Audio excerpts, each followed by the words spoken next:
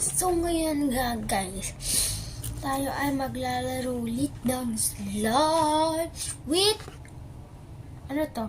Orbeez. So, ipa-plug muna na siya ng parang ganyan. Ganyan. Tapos lalagyan dyan. Mamimili ka ng kulay. May black. Mayroon kasi yung black yung ano Orbeez. So, ng mga apat na lang lagyan na.